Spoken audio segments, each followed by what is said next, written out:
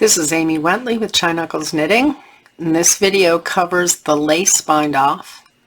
This is one of a series of videos covering bind-offs that you can use for knitting. A link to the playlist is in the description below and on my blog at chiknucklesknitting.com.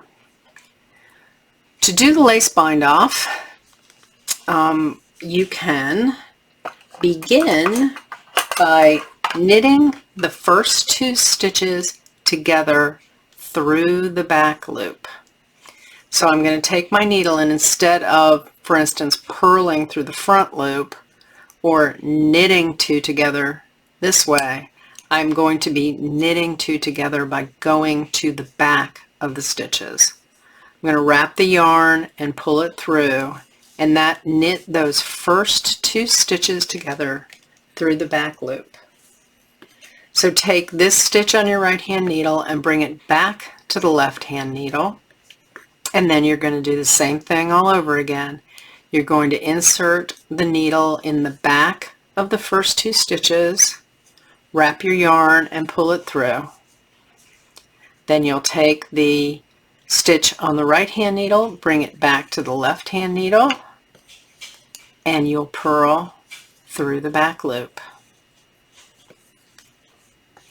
You continue doing this all the way across, and then when you get to the end, you just cut the yarn and pull it through. So let's pretend here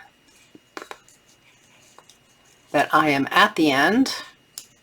So at that point, I can just cut the yarn, and I can just pull it, my yarn split, I'm sorry, pull it through. Stuck. There we go, and pull it through, and that will end your bind off. We pretended that we ended right there. So that leaves a really nice chain hanging off the front. If you want to, you can go ahead and do the same kind of bind off, but you can either knit two together regularly through the front or purl two together if you want a different look. So let's try purling two together here. So I purl two together, and I move the stitch to the right needle, left needle, back to the left needle, and then I purl two together,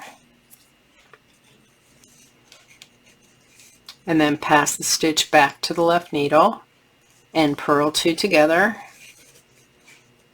and slip the stitches back to the left needle, and purl two together, and then when I get to the last stitch, I can just pull the yarn through to tie it off, and then this gives a different sort of look. So you'll see the one that was done with the knit two together through the back loop gives me a chain on the front. The one that's done with the purl two together actually has the chain in the back.